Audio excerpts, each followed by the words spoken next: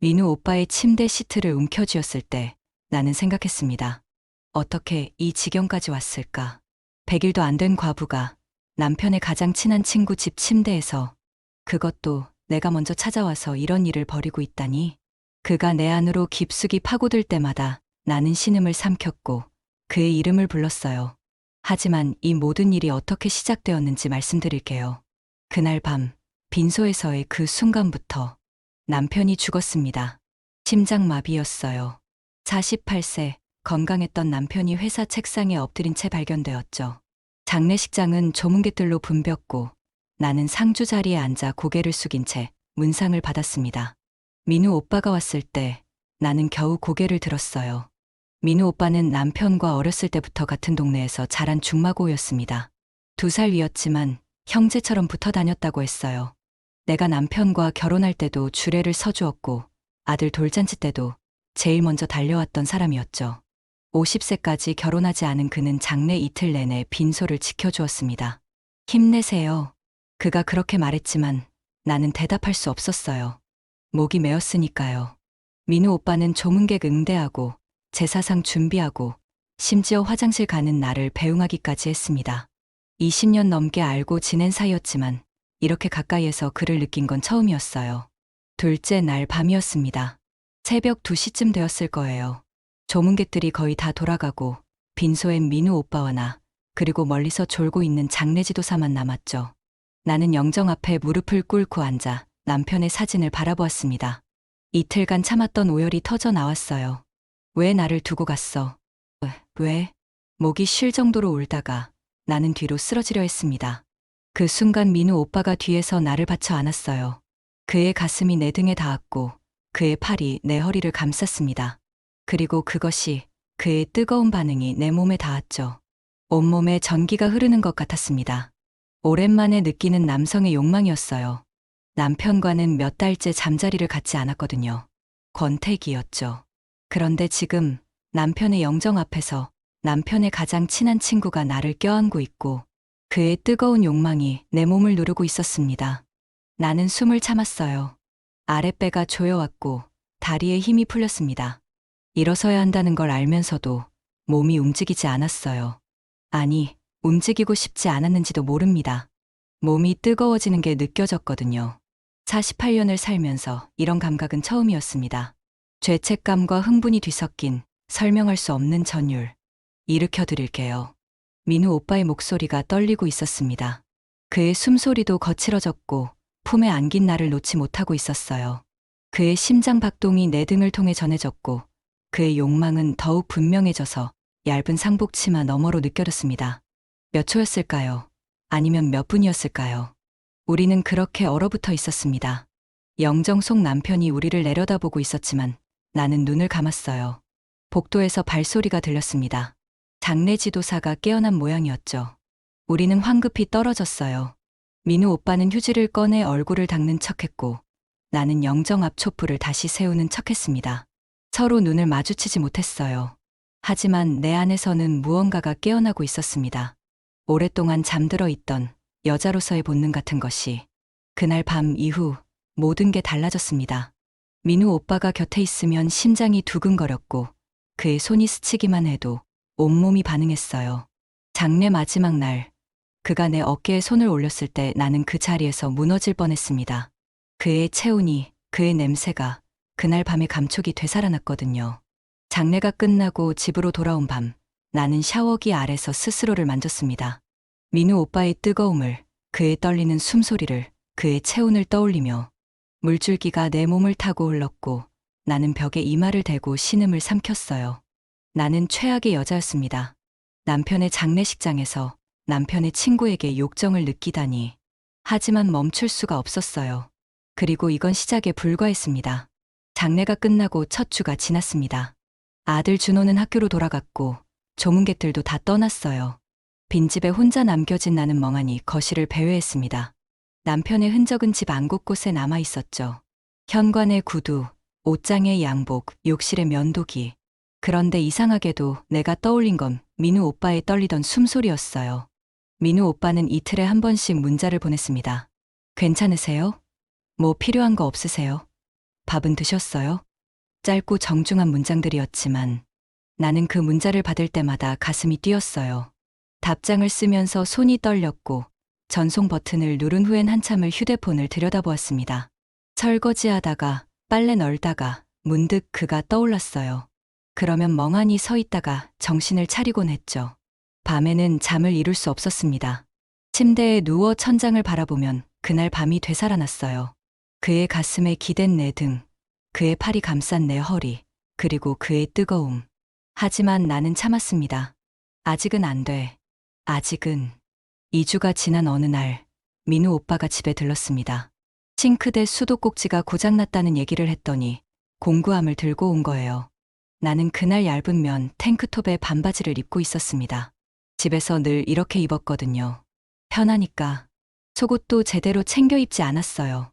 민우 오빠가 올 줄 몰랐으니까.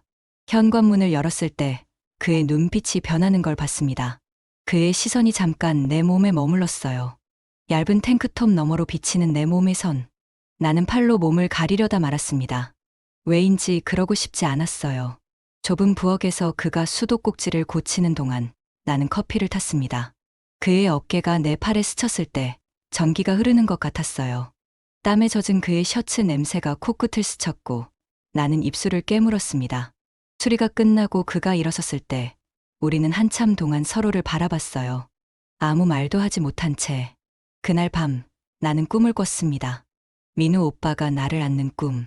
그의 손이 내 옷 안으로 파고드는 꿈. 나는 땀에 젖었겠고 가슴이 두근거렸어요. 시계를 보니 새벽 3시. 나는 베개를 껴안고 눈을 감았지만 다시 잠들 수 없었습니다. 3주째 되던 날 민우 오빠가 또 왔습니다. 이번엔 전등이 나갔다는 핑계였어요. 나는 검은색 레깅스에 흰 탱크톱을 입고 있었습니다. 몸에 딱 붙는 옷이었죠. 레깅스가 내 엉덩이와 허벅지 라인을 그대로 드러냈고 탱크톱은 속옷 라인까지 비쳤어요. 커피를 건네다 내 손이 떨렸습니다. 컵이 손에서 미끄러져 바닥에 떨어졌어요. 깨지는 소리가 요란했죠. 나는 황급히 무릎을 꿇고 유리 조각을 주웠습니다. 민우 오빠도 함께 바닥에 앉았어요. 우리의 손이 닿았습니다. 같은 유리 조각을 집으려다. 나는 고개를 들었고 그도 나를 바라봤어요. 그 순간 나는 깨달았습니다. 내 탱크톱이 앞으로 처져 가슴골이 훤히 보인다는 걸. 민우 오빠의 눈빛이 어두워졌어요. 조심하세요. 그가 내 손에서 유리 조각을 빼주었습니다. 그의 손가락이 내 손바닥을 쓰다듬었고 나는 숨을 참았어요. 레깅스를 입은 내 다리가 완전히 드러나 있었고 민우 오빠는 침을 삼켰습니다. 우리는 그렇게 바닥에 앉은 채 얼어붙어 있었어요. 그가 먼저 일어났습니다. 먼저 갈게요. 라고 말하고 황급히 나갔어요. 나는 바닥에 주저앉아 심장이 터질 듯 뛰는 걸 느꼈습니다. 그날 밤 나는 샤워를 했습니다. 뜨거운 물줄기가 온몸을 적셨어요. 손이 저절로 가슴으로 향했습니다. 몸을 만지자 전율이 왔어요. 민우 오빠의 눈빛을 떠올리며 그의 손을 상상하며 하지만 나는 참았습니다. 손을 멈췄어요. 안 돼. 아직은 안 돼. 49제가 일주일 앞으로 다가왔습니다. 민우 오빠가 제사 음식 준비를 도와주러 왔어요. 나는 그날 앞트임이 있는 원피스를 입었습니다. 무릎 위로 올라오는 길이었죠. 걸을 때마다 트임 사이로 허벅지가 드러났어요. 냉장고에서 재료를 꺼내려고 몸을 숙였을 때 민우 오빠가 뒤에 서 있었습니다. 나는 냉동실 문을 열려고 팔을 뻗었고 그 순간 그가 내 뒤에서 같은 문을 잡았어요. 그의 몸이 완전히 내 등에 밀착됐습니다. 그의 가슴이 내 등을, 그의 팔이 내 옆구리를, 그리고 그의 뜨거운 욕망이 내 몸을 눌렀어요. 원피스 천이 얇아서 그의 반응이 고스란히 느껴졌습니다. 나는 냉동실 문을 붙잡은 채 얼어붙었어요. 민우 오빠의 목소리가 떨렸습니다. 숨소리가 거칠어졌어요. 그의 욕망이 더욱 분명해져서 내 몸을 파고들었고 나는 다리의 힘이 풀렸습니다. 아랫배가 조여왔어요. 몸이 뜨거워지는 게 느껴졌습니다. 미안해요. 민우 오빠가 황급히 떨어졌습니다. 공구함을 집어들고 현관으로 향했어요. 나는 냉장고 문을 붙잡은 채 무릎이 꺾였습니다. 그날 밤 나는 더 이상 참을 수 없었습니다. 침대에 누워 원피스를 걷어올렸어요. 손이 내 몸을 따라 내려갔고 이미 뜨거워져 있었습니다. 4주간 참았던 것들이 터져 나왔어요. 나는 민우 오빠를 떠올리며 스스로를 만졌습니다. 그의 뜨거움을, 그의 거친 숨소리를, 그의 떨리는 목소리를. 손이 깊이 파고들었고 나는 베개에 얼굴을 묻고 신음했어요. 절정이 왔을 때 나는 온몸이 떨렸고 눈물이 흘렀습니다. 나는 최악의 여자였습니다. 하지만 이제 알았어요. 나는 민우 오빠를 원한다는 것을, 그리고 멈출 수 없다는 것을. 49제가 지나고 한 달이 흘렀습니다. 나는 남편의 서재를 정리하기 시작했어요. 책장을 비우고 서류를 분류하고 추억이 담긴 물건들을 상자에 담았습니다. 먼지 냄새가 코를 찔렀어요. 그러다 책상 서랍 깊숙한 곳에서 낡은 노트를 발견했습니다. 가죽 표지가 손때로 반질반질했어요. 남편의 일기장이었죠. 처음엔 펼치지 않으려 했습니다. 죽은 남편의 사적인 기록을. 하지만 호기심이 이겼어요. 나는 소파에 앉아 일기장을 펼쳤습니다. 누런 종이에서 오래된 책 냄새가 났어요. 대학 시절부터 쓴 것 같았죠. 페이지를 넘기다 내 이름이 나왔고 나는 숨을 멈췄습니다. 오늘 수연이를 민우 형에게 소개했다는 문장이 보였습니다. 민우 형이 한눈에 반한 게 보이더라는 남편의 글씨. 하지만 자기가 먼저 좋아했으니 미안하다고 형이라고 쓰여 있었어요. 심장이 쿵 내려앉았습니다. 손이 떨려 글씨가 흔들려 보였어요. 다음 장을 넘겼습니다. 민우 형이 술 먹고 고백했다는 내용이었어요. 나를 좋아한다고, 동생이니까 양보하겠다고. 남편은 웃으며 안 돼, 내 여자야라고 말했다고 적었더군요. 민우 형이 울었다고. 일기장이 손에서 떨어졌습니다. 나는 입을 막았어요. 민우 오빠가 나를 대학생 때부터 좋아했다니.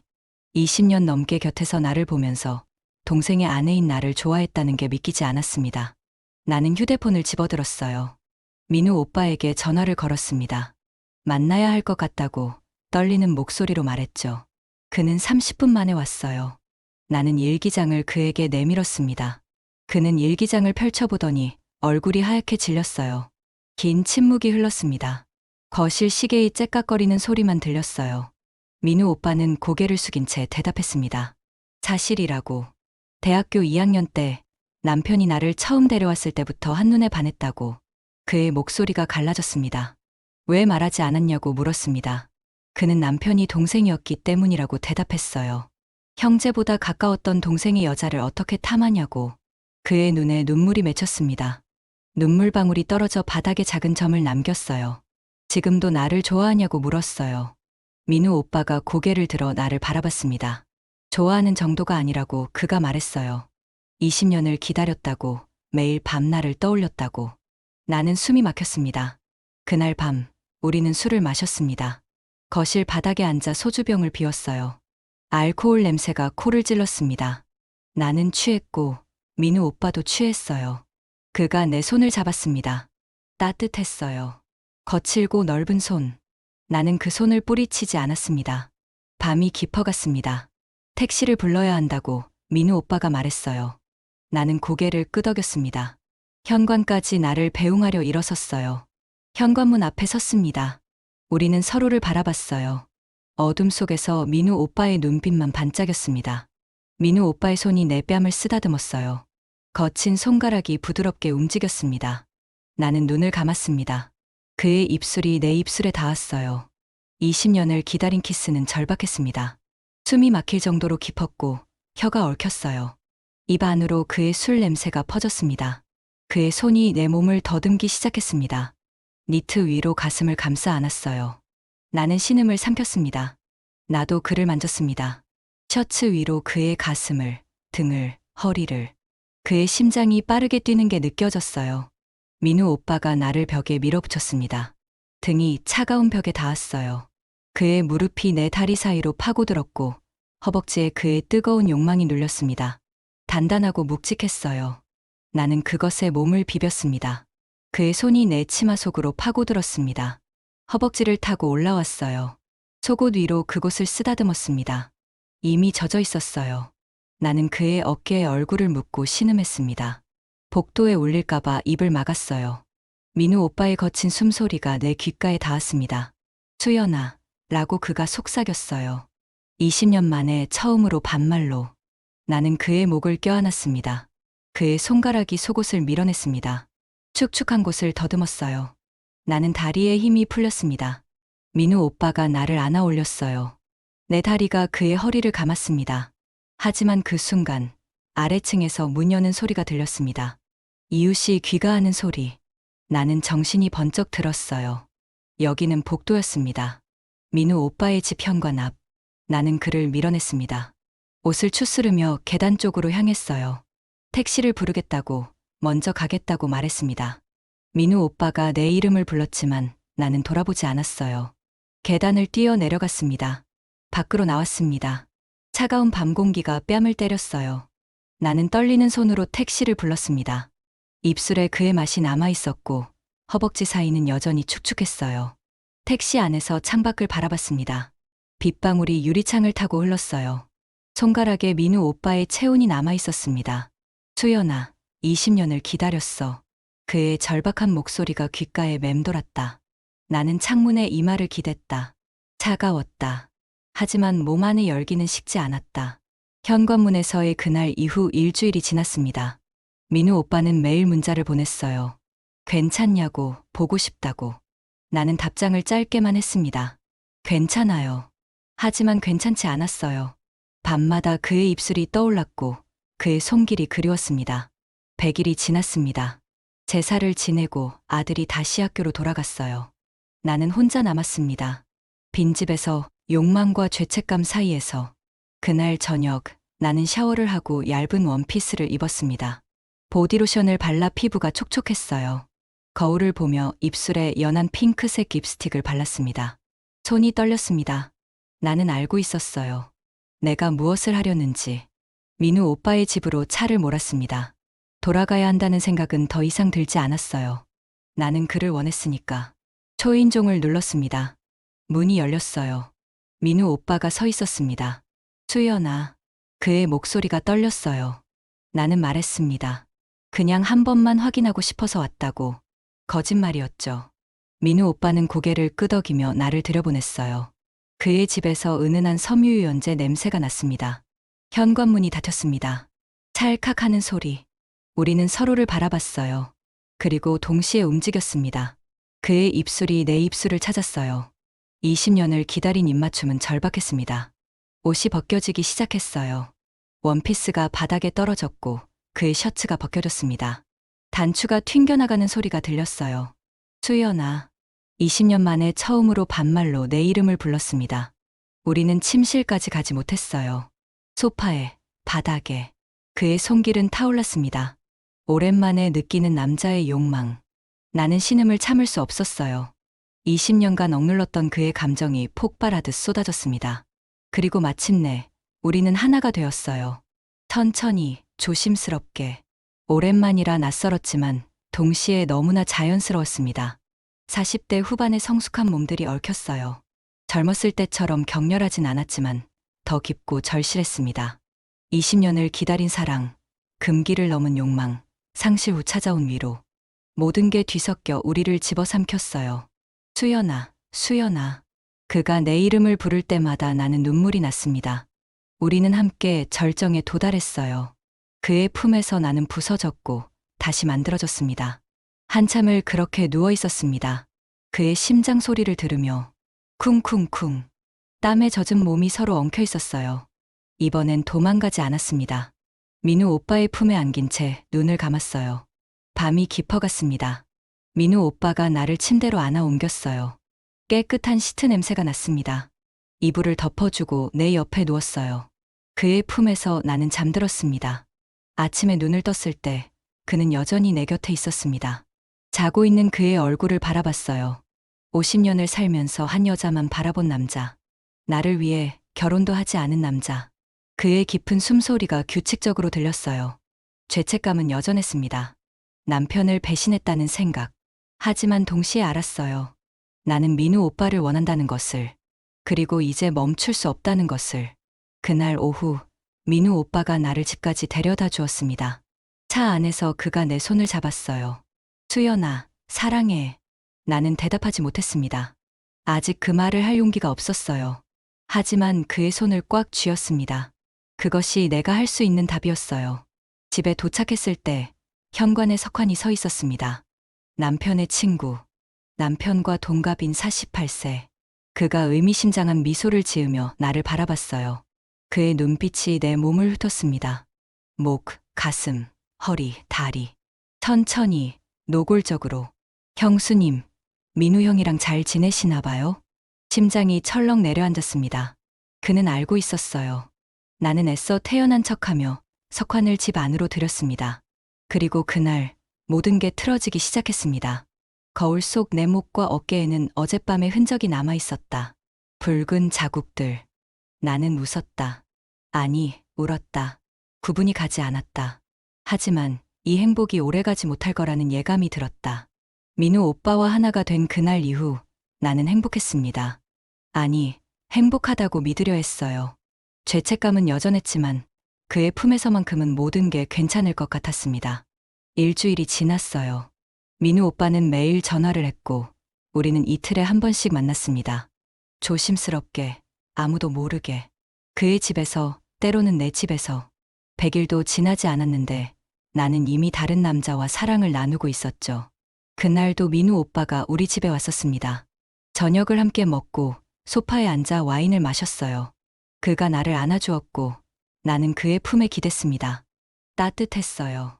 현관까지 배웅을 나갔고 문 앞에서 긴 키스를 나눴습니다.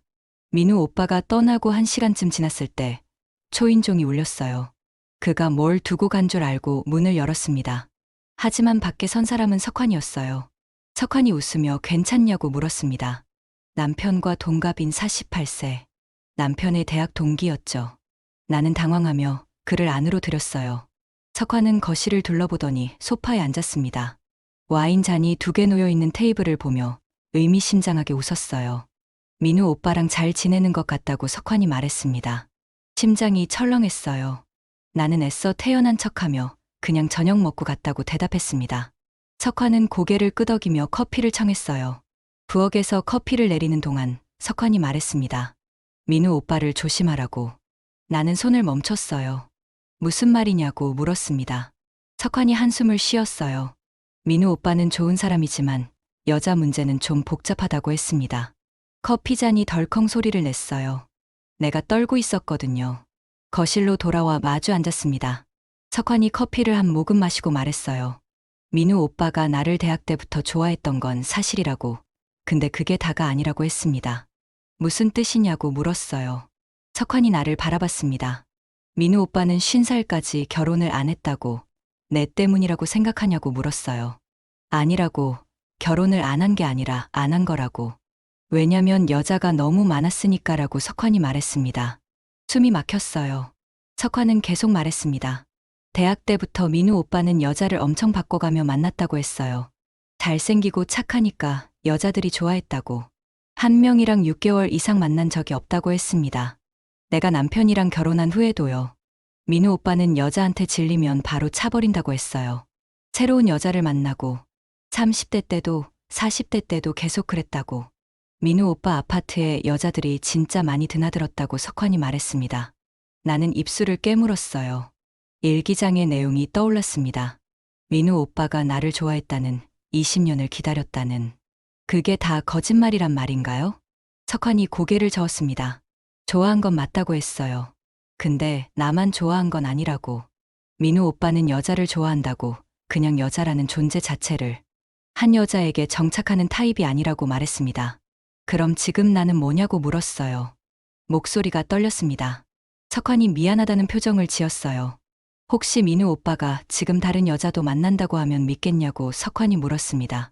이번 주에도 봤다고 했어요. 30대쯤 되는 젊은 여자랑 민우 오빠 집에 들어가는 걸.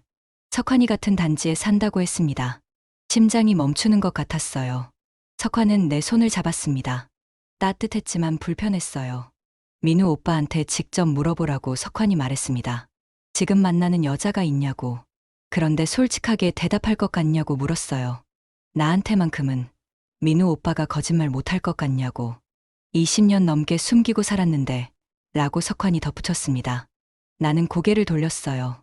창밖을 바라봤습니다. 빗방울이 유리창을 타고 흘렀어요. 석환이 일어서며 말했습니다. 자기도 민우 오빠가 행복했으면 좋겠다고. 근데 내가 상처받을까봐 걱정돼서 말하는 거라고. 민우 오빠는 좋은 사람이지만 여자한테만큼은 진심이 뭔지 모르는 사람이라고 했어요. 내가 특별하다고 생각하냐고 석환이 물었습니다. 글쎄, 민우 오빠가 지금까지 만난 여자들한테도 다 그렇게 말했을 거라고. 그렇게 말하고 석환은 나갔어요. 혼자 남았습니다. 거실에는 와인 잔 2개가 놓여 있었어요. 하나는 내 것, 하나는 민우 오빠 것. 나는 소파에 주저앉았습니다. 민우 오빠의 전화가 왔어요. 잘 들어갔냐고, 보고 싶다고. 나는 받지 않았습니다. 2번째 전화가 왔고, 3번째 전화가 왔어요. 나는 전화기를 꺼버렸습니다. 밤새 잠을 이루지 못했어요. 민우 오빠의 말들이 떠올랐습니다. 20년을 기다렸다고, 나만 바라봤다고. 그런데 만약 석환의 말이 사실이라면, 만약 나는 그냥 수많은 여자들 중 하나라면, 50살까지 왜 결혼을 안 했을까? 정말 나 때문이었을까? 아니면 석환 말대로 여자가 많아서 다음 날 민우 오빠가 우리 집에 왔어요. 초인종을 계속 눌렀습니다. 나는 문을 열지 않았어요. 그가 소리쳤습니다. 수연아, 무슨 일이야? 왜 전화를 안 받아? 나는 문 뒤에서 말했습니다. 오빠, 우리 그만 만나요. 긴 침묵이 흘렀어요. 민우 오빠가 물었습니다. 왜냐고, 무슨 일이 있었냐고. 그냥 이러면 안 될 것 같다고 나는 대답했어요. 남편한테 미안하다고. 거짓말이었습니다. 진짜 이유는 석환의 말 때문이었어요. 민우 오빠를 믿을 수 없었습니다. 수연아, 문 열어. 민우 오빠의 목소리가 떨렸어요. 나한테 화났으면 화내. 근데 이렇게 하지 마. 나는 대답하지 않았습니다. 한참을 그렇게 서 있었어요. 결국 민우 오빠가 돌아가는 발소리가 들렸습니다. 엘리베이터 버튼 누르는 소리, 문 열리는 소리, 닫히는 소리. 나는 그제야 문을 열었어요. 텅 빈 복도만 보였습니다. 바닥에 민우 오빠가 두고 간 쪽지가 있었어요. 수연아, 내가 뭘 잘못했는지 모르겠어. 근데 미안해. 언제든 전화해. 기다릴게. 라고 적혀 있었습니다. 쪽지를 구겨 쥐었습니다. 눈물이 났어요. 이게 맞는 건지 틀린 건지 알 수 없었습니다. 석 달이 지났습니다. 민우 오빠와 헤어진 지. 그동안 민우 오빠는 일주일에 한 번씩 문자를 보냈어요. 짧은 안부였습니다. 잘 지내냐고, 보고 싶다고. 나는 답장하지 않았어요. 하지만 문자는 지우지 못했습니다. 밤마다 그가 그리웠어요. 그의 품, 그의 목소리, 그의 따뜻함. 석환의 말을 믿으려 했지만 마음 한편에서는 의심이 들었습니다. 정말 민우 오빠가 그런 사람일까? 내가 아는 그가? 2달쯤 지났을 때 석환이 또 찾아왔습니다.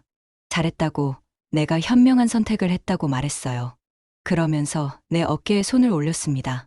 따뜻한 손이었지만 불쾌했어요. 그의 눈빛이 내 몸을 훑었습니다. 목선, 쇄골, 가슴. 천천히. 나는 그의 손을 떨쳐냈습니다. 석환이 웃으며 말했어요. 민우 오빠는 또 다른 여자 만나던데 나도 이제 새로운 사람 만나는 게 어떻겠냐고. 자기가 소개해주겠다고. 그의 향수 냄새가 진했습니다.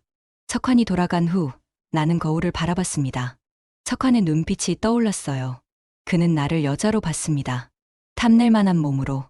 그리고 의심이 들기 시작했어요. 석환의 말이 정말 사실일까? 일주기가 다가왔습니다. 제사 준비를 하며 나는 결심했어요. 민우 오빠에게 직접 물어보겠다고. 더 이상 참을 수 없었습니다. 일주기 제사 날이었습니다. 시댁 식구들이 왔고 석환도 왔어요.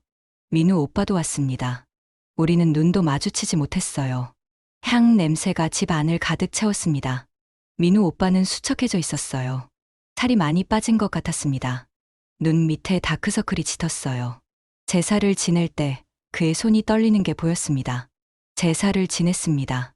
민우 오빠가 절을 할 때 나는 그의 뒷모습을 바라봤어요. 드레오야, 미안해라고 그가 중얼거리는 게 들렸습니다. 그의 어깨가 떨렸어요. 제사가 끝나고 사람들이 돌아갔습니다. 석환도 나갔어요. 민우 오빠만 남았습니다. 뒷정리를 돕겠다고 했거든요. 부엌에서 설거지를 하며 나는 입을 열었습니다. 물어볼 게 있다고 했어요. 민우 오빠가 나를 바라봤습니다. 눈이 충혈되어 있었어요. 물기 묻은 그릇이 손에서 미끄러질 뻔했습니다. 나는 물었습니다. 50살까지 왜 결혼 안 했냐고. 그의 표정이 굳었어요. 솔직하게 대답해달라고 했습니다. 정말 나만 바라봤냐고. 여자가 많았던 거 아니냐고. 내 목소리가 떨렸어요. 긴 침묵이 흘렀습니다. 수도꼭지에서 물 떨어지는 소리만 똑똑 들렸어요. 민우 오빠가 한숨을 쉬었습니다. 석환이가 뭐라고 했냐고 물었어요. 나는 대답하지 못했습니다. 그게 대답이었죠. 민우 오빠가 쓴웃음을 지으며 말했어요. 여자 많았다고 했냐고. 맞다고 했습니다. 여자 많았다고. 심장이 철렁 내려앉았습니다. 그가 계속 말했어요. 대학 때 소개팅 2번 나갔다고. 둘 다 2번째 만남은 없었다고 했습니다. 왜냐면 자기가 계속 나 얘기를 했대요. 그 여자들한테. 첫 만남에서부터 30대 때 회사 여직원이 고백했다고 합니다. 예쁘고 좋은 사람이었는데 거절했대요. 왜냐면 내 얼굴이 자꾸 떠올라서. 그 여직원 웃는 모습을 봐도 나만큼 따뜻하지 않았대요. 40대 땐 중매 몇 번 나갔다고 했어요. 엄마가 울면서 빌어서. 근데 다 안 됐대요. 왜냐면 자기 기준이 나였대요. 나만큼 웃는 여자, 나만큼 따뜻한 여자를 찾았다고. 50년간 그랬다고. 나는 그의 눈을 바라봤습니다. 거짓말을 하는 눈이 아니었어요. 맑고 솔직했습니다. 석환이가 아파트에 여자 드나든다고 했다는 내 말에 민우 오빠가 어이없다는 표정을 지었어요. 석환이는 분당 살고 자기는 일산 산다고 했습니다. 같은 단지라고 봤다는 말에 고개를 저었어요. 그의 손이 떨렸습니다. 민우 오빠가 내 어깨를 잡았습니다. 50년 살면서 사귄 여자 0명이라고 했어요. 좋아한 여자도 1명, 나뿐이라고. 그의 체온이 내 어깨로 전해졌습니다. 왜 이제 와서 고백했냐는 내 물음에 대답했습니다. 남편이 살아있을 땐 못했대요. 친구니까. 근데 남편 죽고 너무 외로워 보이는 나를 보니까 참을 수가 없었다고. 자기도 나쁜 놈이라고 했어요. 친구 죽었다고 기뻐한 건 아니지만 이제 기회라고 생각한 건 사실이라고. 그 부분만큼은 솔직하게 인정했습니다. 그의 목소리가 갈라졌어요. 그의 솔직함이 나를 무너뜨렸습니다. 석환은 민우 오빠가 거짓말 못할 것 같냐고 했었죠. 하지만 민우 오빠는 자기에게 불리한 것도 솔직하게 말했어요.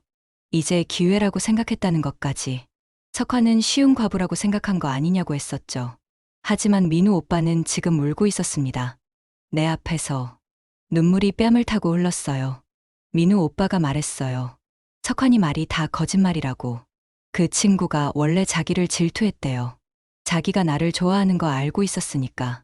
남편도 알았고 일기장에 썼으니까. 석환이도 알았대요. 근데 남편은 친구니까 자기를 이해했는데 석환이는 달랐다고 했습니다. 석환이는 나를 탐냈대요. 내 몸을, 내 얼굴을. 그래서 자기가 나랑 잘 되는 게 싫었다고. 민우 오빠의 주먹이 떨렸습니다. 나는 민우 오빠를 껴안았습니다. 미안하다고, 내가 바보였다고, 석환이 말을 믿었다고, 오빠를 의심했다고. 그의 셔츠에 얼굴을 묻었어요. 세제 냄새가 났습니다. 깨끗하고 포근한 냄새. 민우 오빠가 나를 꽉 안아주었어요. 괜찮다고, 자기도 이해한다고 했습니다. 과부가 된 지 얼마 안 됐는데 남편 친구가 달라붙으니까 의심할 만했다고. 그의 심장 박동이 느껴졌어요. 쿵쿵쿵. 빠르게 뛰고 있었습니다. 하지만 나는 알았습니다. 석환의 말은 교묘했어요. 증거 없이 의심만 심었죠. 민우 오빠의 말은 솔직했습니다. 불리한 것도 숨기지 않았어요. 나는 선택했습니다. 민우 오빠를 사랑한다고 말했어요. 처음으로 민우 오빠가 나를 더 꽉 껴안았습니다. 20년을 기다렸다고, 고맙다고 울먹였어요. 그의 눈물이 내 목에 떨어졌습니다. 뜨거웠어요. 우리는 한참을 그렇게 서 있었습니다. 부엌에서, 남편의 제사가 끝난 집에서.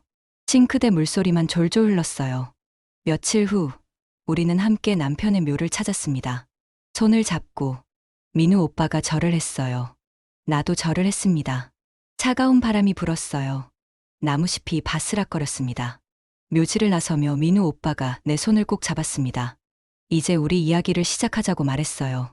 나는 고개를 끄덕였습니다. 그의 손은 여전히 따뜻했어요. 그의 손은 여전히 따뜻했고 나는 여전히 그 온기에 목말랐다. 이제 시작이다. 우리의 진짜 이야기. 죄책감은 여전했습니다.